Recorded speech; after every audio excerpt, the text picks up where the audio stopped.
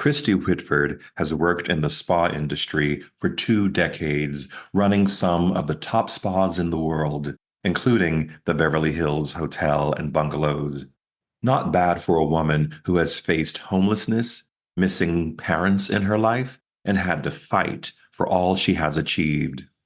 In our conversation, we pull back the curtain to give you a peek into the financial complexities, the social power, and the reach of the spa industry. A multi-billion-dollar industry that is driven by strong personal relationships and the desire of those who work in this space to give each person coming through our doors a safe place to land. Along the way, Kristy reveals why she took a 1,200-mile journey to Coeur d'Alene, Idaho, and how that car ride and the encounter she had there changed her life forever. Hello and welcome to At the Podium with me, Patrick Huey. At the Podium is a multimedia platform where story by story, we explore the resiliency of the human spirit with people who are using their own personal journeys to leave a positive and transformative imprint on our world today. At the Podium holds a space for meaningful conversation, inspiration, and life. Today, I'm thrilled to share the podium with Kristy Whitford. Kristy has been in the spa, beauty, wellness, fashion, retail, and hotel industry for over 20 years. She has worked for renowned hotels, beauty companies, and with fashion brands and artists with iconic history, such as the Claremont Resort and Spa Elizabeth Arden, Mandarin Oriental, and more recently, the Beverly Hills Hotels and Bungalows. Since 2015, she was responsible for the vision, curation, and design of products and collaborations for the iconic hotel in Beverly Hills, turning the shop into a coveted and highly sought-after fashion and product destination for guests from all over the world. Through her spa expertise, she was also responsible for creating an oasis within the spa and introducing the global menu of services and products that have made the spa a wellness refuge for both locals and guests from everywhere. Since 2015, she was responsible for the vision, curation, and design of products and collaborations for the iconic hotel in Beverly Hills, turning the shop into a coveted and highly sought-after fashion and product destination for guests from all over the world. Kristy enjoys traveling the globe and experiencing cultures through all the senses and bringing home something to remember each destination by. It is with her love of connecting the human experience that she set out to create a company that celebrates the joy of travel while blending hospitality, good food, fashion, beauty, art, and brands that she loves and trusts and who spread kindness into the world. She creates connections where they didn't exist and shares her discoveries at the Hotel Club. Kristy, welcome to At the Podium. Oh my goodness. Thank you so much. How lovely. I get so whipped away in your aura. So I'm just listening to you talk like I'm being mesmerized and just falling into a trance. I'm so happy to be here, Patrick. I am so happy that we finally made this work because we had dinner, no, we had brunch in over in Beverly Hills right around Christmas time. Yes. And you were talking about your new business venture that you were launching, which we're going to talk about. And you talked about that you were launching a podcast, which we'll talk about. Yes. And I was like, well, you're going to have to come on my podcast. You cannot launch a podcast and not come on this podcast because we've had some great conversations over the years. So I'm happy you're here. Thank you. I'm so honored. I'm really so honored. So when you were you sent the text and I was like, yeah, I mean, anytime, wherever you go, I will go. You tell me what day, where to be. I'll cancel my plans. Whatever you need, I am there for you. Okay, let's do this. I love it. I love it. I wanted to start with a text message that you sent me on May 9th, 2023. So I'm Okay. going to read the text Oh and then I'm going to my. give the context because Well, good thing I try to keep it good on my text messages. there were no strange attachments, nothing like that. But what you said was, and it was about 9 in the morning on May 9th, 2023. And what you said to me was, "Good morning, sunshine. So looking forward to seeing you and your amazing energy. How lucky we are to watch you shine. So grateful for your beautiful soul. Big hugs. Have an amazing day." Now, Aw. do you remember sending this message or no? I do. So the Yes. context was we were in Las Vegas at the Mandalay Bay for the International Spa Association conference that Mhm. we do every year. And I was standing backstage about to getting ready to go on to open the conference. Yeah. And for those of you who are listening, this is a huge conference that's put on every year for the spa industry. And there are about 2,500 people sitting in the audience as It's we a kick lot. off flat as we kick off the conference and expo. And so I'm a little nervous. I'm standing backstage. I'm, trying to focus and I happen to look at my phone and your message popped up. And if you recall, when I walked out onto stage, I actually read this message to You me. did. You made me cry. I was like, "Oh, that was just a personal, message because you bring so much beautiful energy to everybody." And I can't imagine what it feels like to get ready like you just described it. So, I just wanted to tell you how much you shine and you make people so happy. And I'm so excited for you and your journey, but in that morning, I was like, I just want him to know, like, he's doing something so extraordinary, and I hope he feels the love. So I just wanted to send you some love. I felt it. I really did. And I was like, in a world of so much like division and angst and gnashing of teeth and all that kind of stuff, to get a message like that before you're about to walk into it's a high stress situation. I mean, the iSpot team totally prepares me for all of that, Mhm. but it's a high stress, nerve inducing situation. And it helped me in that moment to remember, oh, this is what it's really about. It's about these relationships.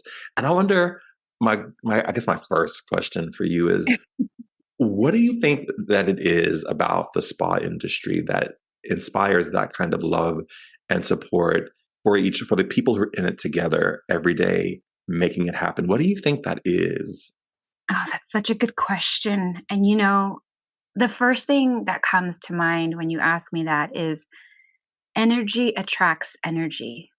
Mm, And when you have the profound gift of receiving positive and enlightening and nurturing and loving energy from someone, that warm energy, for me, it's so important to feel it inside of me, to receive it for one. But then it's even more powerful for me to know that I can share this with this person.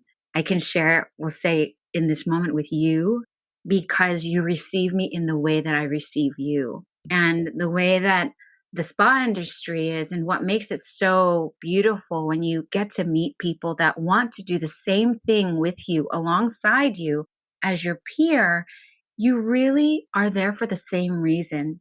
And what we do is we create a safe space for people to come, to have an oasis, to get lost in wherever their lives are outside the doors when they enter. We want them to just let it go and fall off of you. Let us take care of you. And when you meet people that are wanting to create that space for other people, you've met your tribe. And that's what I love about this industry is that it aligns people. And what conferences like iSpa do is that you bring people together that are like minded, that are thoughtful, that are kind, that truly want to bring that beautiful, nurturing energy to the world. I mean, I can't tell you how many times I have a hard day when I was in operations and I think about why I'm there, the dozens of meetings you can have in a day that sometimes are could be emails, but that's another thing. yeah. Yeah. But really, those are the moments where I feel like I'm really frazzled and I'll just walk up to the front desk of the spa and I'll just stand there and just enjoy conversation with my team. But I get back to what it is that made me fall in love with this industry. And so when I have those burnout moments or those exhaustive, days, I would stand at the desk and I would do exactly what it is that I saw that made me do what I have been doing for over 20 years now, reminding me that I'm here for a reason. I'm here because everybody needs someone to take care of them unconditionally. That's the Yeah. thing. I think that's kind of the secret sauce of what we do in the spa and wellness Mhm. industry is that we create those spaces. And I remember coming back out of COVID, which I know everyone's tired of hearing about COVID, but a very unique thing that happened. Guests would come in and they'd go into the treatment room, and the therapist would come out and they would say, "This guest wept the entire treatment Mhm. because they hadn't been touched by another human being in 16, 18 months." Right. And we were the first people to lay hands on them, literally lay hands on them. And in Yeah. doing that, you confirm, I see you, you're here, you exist. And that's when I really, at a very sort of like soul spiritual level, really sort of understood what we do in this industry. Yeah. It's so true. I mean, the conversations that took place during that time where everyone could finally come in and have a treatment, the conversations with therapists were so profound and powerful because each guest that was having I don't want to say a breakdown, it's more like a breakthrough of Yeah. understanding, even for themselves. They didn't realize they needed to feel touch. I always think to myself, like, how lucky are we that people trust us in their most vulnerable state? We ask a guest to come into the room, disrobe to your comfort level, but who does that? We don't do that in our day to day. Go to your favorite restaurant 20 times a week. You will never disrobe to your comfort level. It's just not going Well, to happen. please, we're eating. We're eating. You might not be able to go back, but that's a, but truly, when you have someone that trusts you and they feel safe, that in itself is such a gift. Yeah. And that does solidify the importance of this industry and the importance of touch and what therapists do. It's so incredibly healing. Ah, isn't it amazing to be cared for? It really is. And if you think about it, Kristy, it's one of the few places we can go to today where no one's going to ask you how many TikTok dances you can do that you've Mhm. mastered. No one cares who you voted for a president or governor or state dog catcher or whatever. We don't Yeah. care about that. We care about the human being who is standing in front of us, Hmm. who needs care. Hmm. Sometimes people come for treatment just to talk. There's so many people that are lonely and they don't have someone to talk with. Could you imagine that there are guests that are in their golden age, right? And perhaps all their friends have passed away and they don't have family that comes to visit, or maybe they don't have a connection. But to have a therapist that they connect with on a really beautiful level, they can talk with. Imagine every time they come for treatment, if they can only afford to come once every 4 months. What a gift! What a gift. Yeah, it's really special. I have never regretted the opportunity I was given to be a part of this industry. It's been the most incredible thing in my entire life. It's been the constant in my entire life. Mm, Oh, I'm going to get emotional. yeah. I think we all do who are lucky enough to be in it and to have been able to really build careers in it because there are a lot of people knocking at these doors to get in to be a part of this industry, and the fact that we get to do it and earn a living doing it and really Mhm. lead fantastic teams and businesses and interact with some amazing minds. I'm always I sit on the board of the International Spa Association, which obviously, Mhm. that I'm always impressed when I sit around the table with those board members at the level of intellect and intelligence of the people that I'm sitting around this table with. You're dealing with some of the best minds in the world around business and what it takes to really operate a business day to day and deliver that intangible thing, which is human connection, right? Mhm. Yeah. One thing that I have Mhm. struggled with in my career, I am always a bit conflicted about the language around wellness and spa, and that, we're trying to create this kind of experience that's available to, in many ways, make a better place, make a better world that we can live in. Because if we're reducing cortisol levels and we're not stressed out and we're not, so up against the wall with tension and stress, we can be much more present in our lives and be better people, be better partners, all those things. And then I'm always conflicted about, are these experiences that we're creating, is wellness available for everybody, or is it only for those who can afford it? And if that's the case, what are we doing to make it available to more people? Mm. And is that privilege, that access to the kinds of things that we have had access to, the kinds of experiences that we create for people who will pay top dollar for them, is that is wellness a human right for people? Do we all have a right to live in God, nutrition rich places and to live in places where we have time and space to meditate and we have nature? Is that only for those who can afford it? gosh. Yes, that should be for everyone.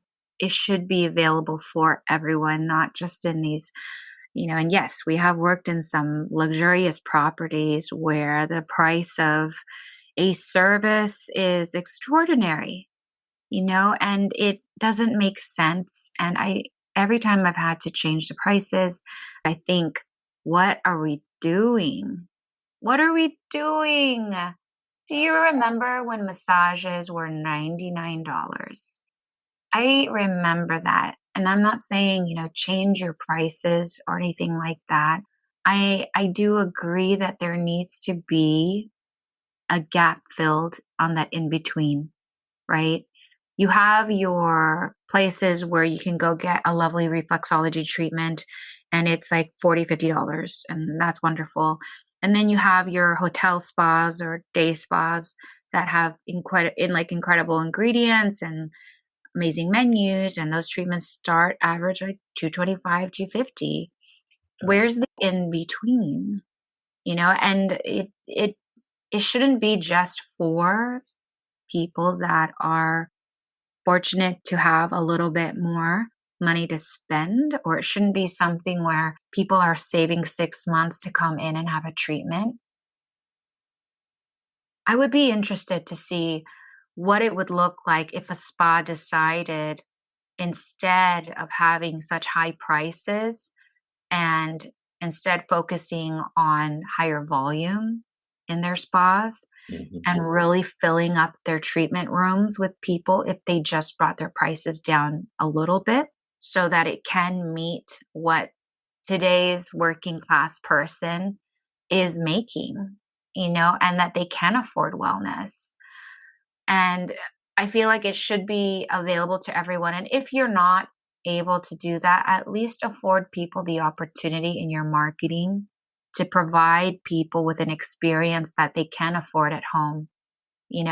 There's fantastic companies that will do a facial in a box that you can buy. These are alternative options.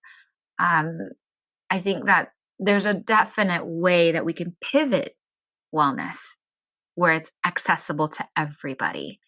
I don't think that we're doing it very well right now, by no means. There's a lot of overhead involved in creating Mhm, spas and these experiences, and so there's a real financial fiduciary responsibility to driving mhm. revenues, containing costs, profit. That's the business. But to your point, I wish there was a way how it might change someone's life who has never been able to afford to go to a specific spa somewhere and spend $300 on a 60-minute massage plus the 30% gratuity plus Right. the parking plus having lunch. You know, you're talking a $600 day. Oh, God, we're just so disconnected right now. There has to be an answer. I wish I had it right now, but there isn't an answer to help people spend less than $600 on average, right? Maybe a little bit less, but to be able to have an amazing treatment. Because when you go to a day spa at a hotel, when you go to a hotel spa, especially, you have to pay for all of those team members, the overhead, like, right? The wages, the cost of living is so high. Transportation is ridiculous. Gas, it is Eggs. so hard for people to even survive, for therapists to even survive, right? The Right. pay structures need to change. I think that we do have a responsibility to make it better for everyone, where everyone can afford it, especially for people that really do need that wellness. I think maybe we have to do a deep dive. I think it's definitely an area of focus. It's like, you know, you can't be well if your neighbor's not well. And everyone is your neighbor, you know. Everyone is your neighbor. I Yeah. know. I know. I If mean, they don't have nutritious food, you know, just 5 miles from my house in LA, if they don't have nutritious food, that impacts all of us. right.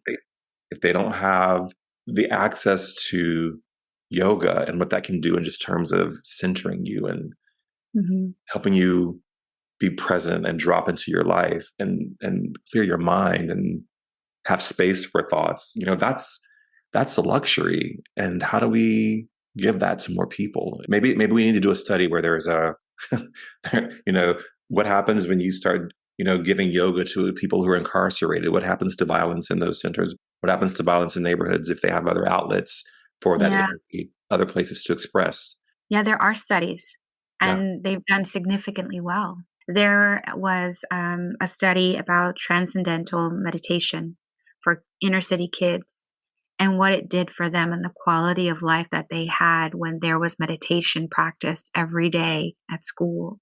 And these kids were testing higher. They were not in trouble. They were communicating better. They were having a better quality of life at home because they brought those tools to their families. So we can cultivate it, right? I think wellness.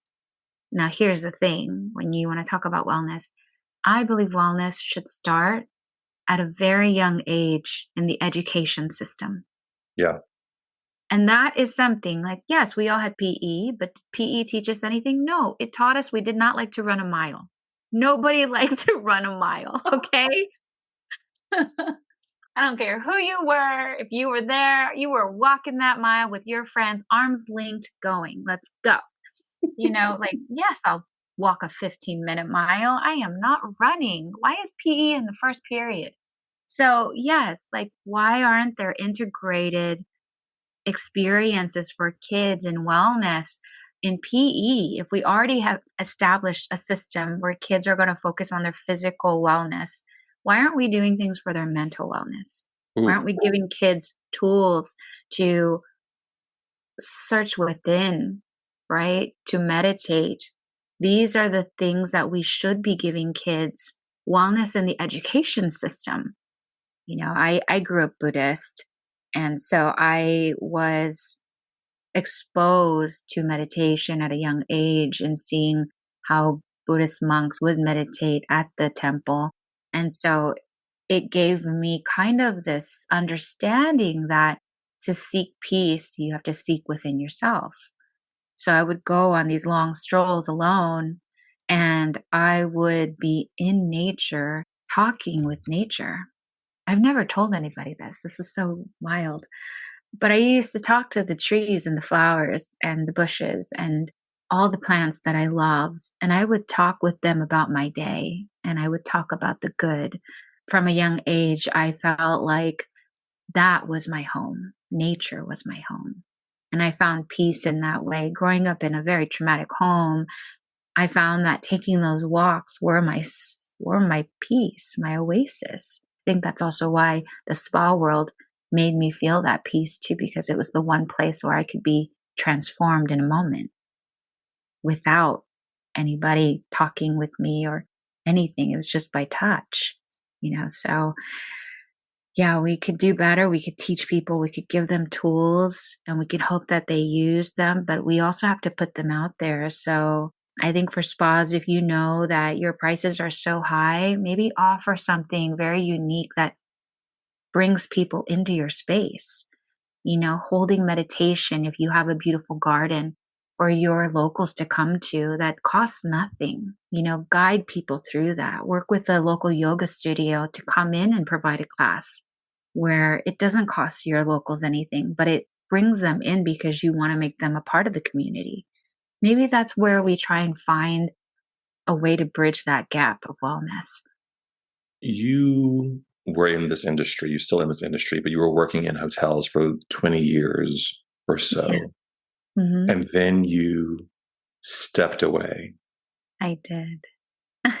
And I want to know what led you to that decision to say, I manifested my departure in speaking with the universe, again, going to nature and telling the universe what I needed and what I wanted, in taking walks on the beach and going through Malibu canyons, like taking these spiritual walks for myself and meditating in them and just saying, if you could provide me this one gift, I would be so grateful, because I knew I couldn't leave on my own. "Hmm, And it was hard to leave because I love what I do so much. But I knew that my life had greater purpose, and I needed to step away in order to realize if that purpose was going to be met by others, because I couldn't do it there. And I had to take a chance. And when I tell you, like, feelings I had when I would think about it, like even thinking about it right now makes me very nervous because I don't even sweat, but my palms are sweaty. I It took me so much courage to reach that part of my heart to say, "You're gonna be okay, Kristy. You're hmm, gonna be okay." I don't have a fallback plan. I don't have parents to rely on. I don't have like anything to fall back on. I don't have a family. I don't have anything. I'm by myself, and if this doesn't work out, it's okay. It's okay. I've been alone since I was 17. I've had to work really hard and struggle. I know what it feels like to have $0 in the bank. I know what it feels like to be homeless without anybody knowing you're homeless. I have struggled. And I told myself, you can do hard things. You've done hard things. You've been through hell and back again and back again. The world has given me so much fire to walk through, and I keep showing up on the other side. So I was like, you know what? I'm going to start this company because I deserve to have this company, because I work so hard. I make everybody look good. I can't even share the successes I've had because I'm not allowed to. Could you imagine? Like, I'm not allowed to share my successes. I'm not allowed to talk about what I've done that's so good. And I said, you deserve this. You worked so hard for this. Nobody made my life for me. I woke up every day and I wrote my book and I lived it. So if I wasn't going to do it for myself, the universe had to help me, and the universe did. And it was like, hey, girl, here you go. I was like a bird falling out of a nest. I'm like, am I going to fly? Oh, no. And I did. I flew and I'm thriving and my company is doing so good. And I started in September. I launched it on my birthday on September 28th because it was my rebirth. That was my gift to myself. hmm, It's like, you're going to do this and you're going to do it. You're going to make it happen. And if it's hard because it's yours, right? It's wow, yours. Nobody owns you but you now. yeah, That girl that had nothing has grown up into this woman that has gifted herself a new life. And I'm so proud of me. I'm so excited for me. I'm so happy for me. And I'm so scared of me at the same time. I'm scared in the good way because damn it, I deserve this. I'm so excited and I wake up excited every day and I'm so grateful that I have had this incredible journey in this industry, in the spa industry, in hospitality, in hotel. And I've made a beautiful community with yourself included.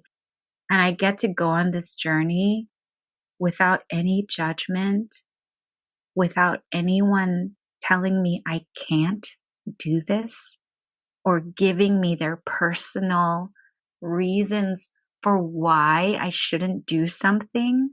Yeah. Oh, yeah. Patrick, I no longer need to be validated. I validate myself, Mhm. and that is all I need. With starting my company, where I now help hotels and businesses in hospitality create revenue streams where they didn't exist with retail and with spa, I help spa directors to alleviate some of their pressure of wearing a dozen hats every day to taking some stuff off their plate because, let me do it for you. Right. I know what it feels like to be you. So that's what my company does is I'm the extra set of hands you didn't know you could have, but they're right here for you to use. And that's what the hotel club is. It's there to support hotels in all their glory to make them shine.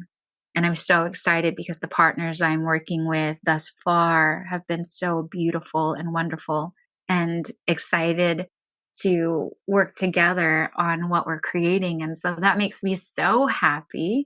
I want to also change this industry. I want to make people feel heard and to utilize the Hotel Club podcast as a place to speak openly and freely so that we can change the industry for the better together. When we launched the episodes on January 18th, I was like, oh, I don't know. It's scary when you put that first episode out. Yeah. I mean, is anyone going to listen? I don't know. We'll see. And if there's one person, then great. One person tapped in. We were having breakfast in Hillsburg, California a couple years ago.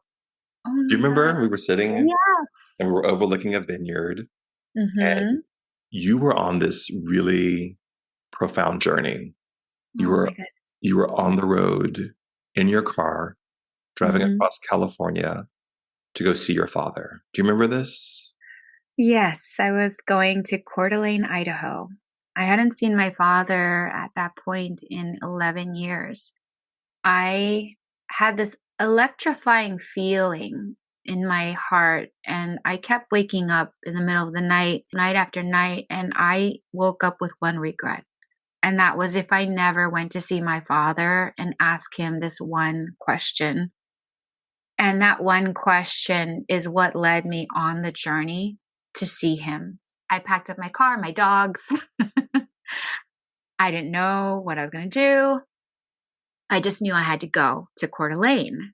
And so I call it my road to Coeur d'Alene. And I left LA and I drove up north and I started calling people I knew and posting. And I was like, I'm on this road trip. And, I was in wine country and you connected with me. And I was like, oh my God, you're like, come have breakfast with me. I was like, of course. Wherever you go, I go. I was like, how crazy is it that we were both in the same area at the same time and we both don't even live there? Right. This trip was full force universe speaking to me in every single way. Every moment that happened on that trip was soul changing for me. And it was a moment of pain and like anguish and suffering that I had held for so long. And so I left our breakfast. I went to Coeur d'Alene. I checked into this beautiful lake house with my dogs. And I remember parking the car, getting my dogs out, and it was this 72 step. I don't know how to describe it. It was like 72 steps walking down to heaven. And I walked down these 72 steps, and I can't describe the emotional baggage that I felt. It was like I had 72 suitcases sitting on my shoulders when I stood at the top of those stairs, and every single one just like fell off my body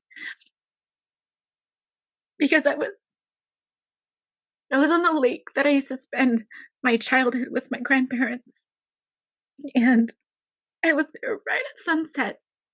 And I walked down just enough, and there was a dock there. And this property was just so perfect for us. And I just felt the energy of my grandparents. And and then just telling me, "You're home. Welcome back home," you know?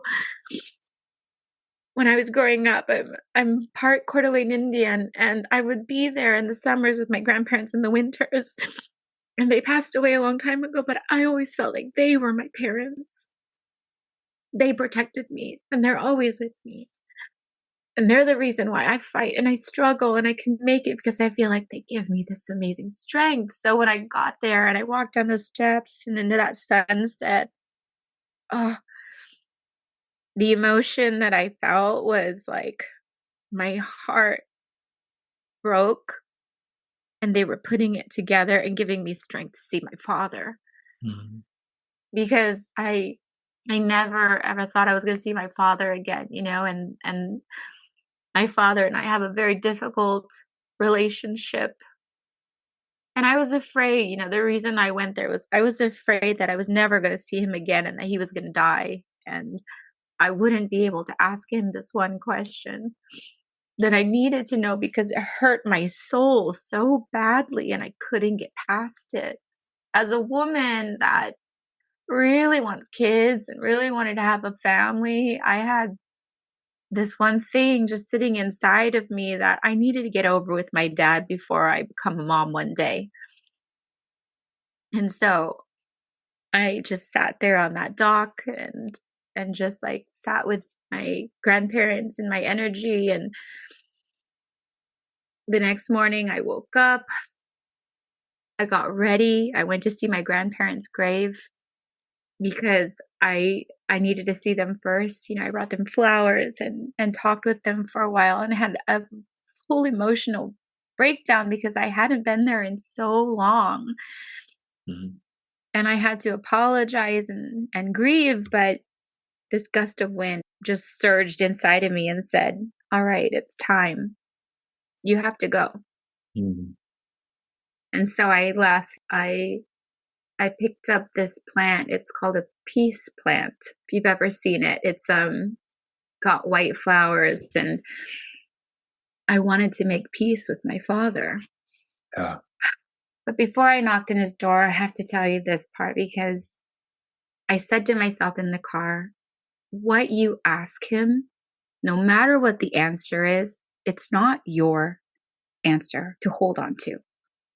You just need to ask the question. And whatever he says, if it doesn't serve your heart, just let it go. It doesn't belong to you.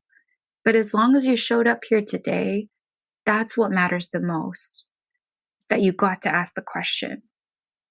So I knocked on the door. He opened it, and he didn't know who I was. Oh, He didn't gosh. recognize me. And I said, "Hi." And he goes, "Hi, how can I help you?" And I said, I'm Kristy." And he's like, "Who?" And I said, "I'm your daughter." He's like, he looks at me again and he goes, "Oh, oh, what are you doing here?" And I just thought, "Oh, I came to see you." And he's like, well, okay, well, come in." And so it was the most, I mean, if he hears this, he knows this entire experience was so heartbreaking for me, from the moment I answered until the moment I left, because I didn't ask the question until I was just getting ready to leave.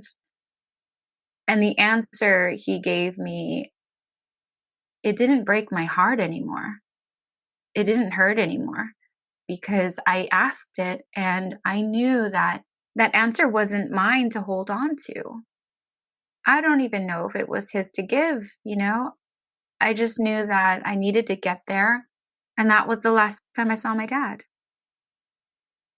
And I went back to the house with my dogs. I went back and I just walked the shoreline and spoke to the trees and the water and the lake. And the next day, I gathered my things and I went to see my grandparents one more time in their grave. And I drove back.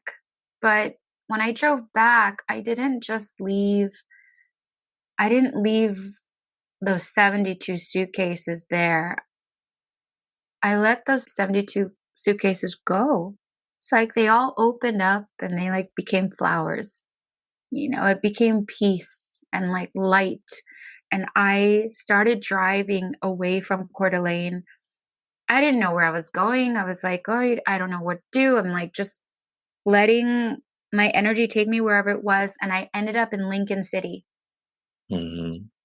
Lincoln City is just on the tippy top of California and near the bottom of Oregon. And it's this beach town, this sleepy beach town. Lincoln City is where my grandmother would drive us when we would go on road trips. I don't know how I ended up there. I mean, I know I took the roads and somehow like I zigzag a bunch of ways and I ended up in Lincoln City and I found the hotel that I would stay at with my grandmother. I checked in with my two dogs and we sat on the shore and we came back up to the room. And I remember taking my notebook out and writing every single thing out so I wouldn't forget it. And I was writing my grandmother's name and I look out onto the balcony towards the ocean and there's this wild rainbow just out there on the ocean. Mm. And I was like, you're here. You're here with me.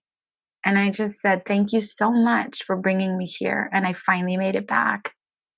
And I left the next morning, but not without having my favorite thing in the world with my grandma, which was clam chowder.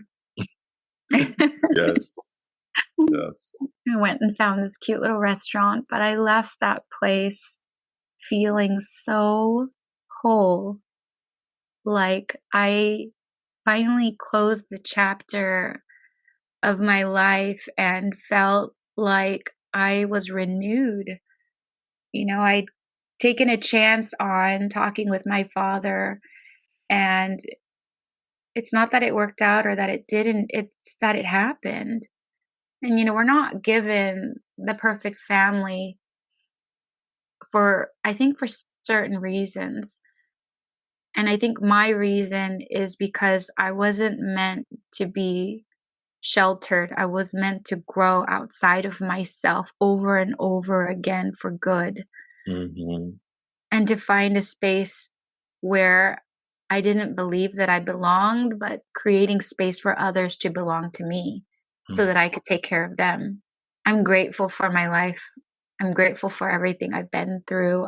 I'm grateful for this energy that I continue to receive in all directions, but I'm more grateful for all the things that didn't work out because I always had to fight to make them happen for myself and nobody did it for me. You know, I'm grateful things didn't work out so that I could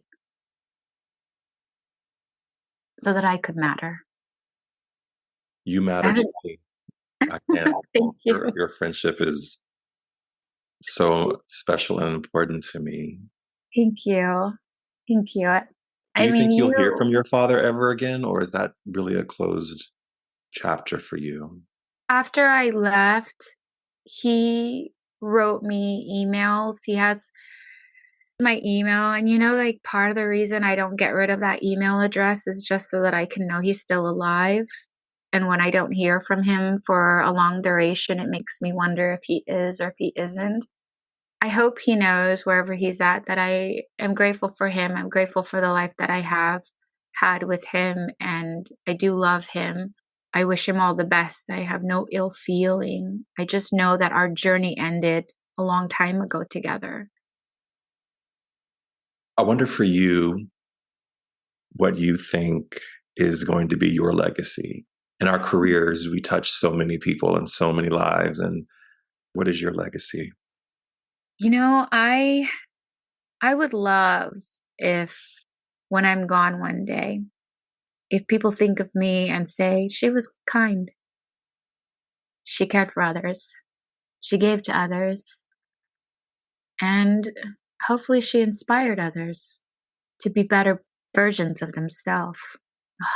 Patrick, you are making me cry on this show. Oh my God. But a lot of people have died in the last several years, right? Yeah. And I'm not afraid of death, but I hope that my legacy is that I did a little bit of good to change the world for the better. That would be beautiful. Mm. Yeah, that would be really nice. Kristy, thank you so much for your time today. It's an honor to have you here and hear your story. Oh my goodness. Thank you so much. And I absolutely adore you. You're doing so many wonderful things. And this is just another piece of your heart that you're sharing with everyone. So thank you for allowing me to be on this journey with you. Thank you. Thank you for Love coming. you. Thank you for coming on it. I love you too. To those of you who are watching or listening, remember, we all have a voice. We all will leave a legacy. We should all not be afraid to take that road trip to Coeur d'Alene and drop the baggage, let it lie. Yeah. Bye, everyone. Be wise. Thank you.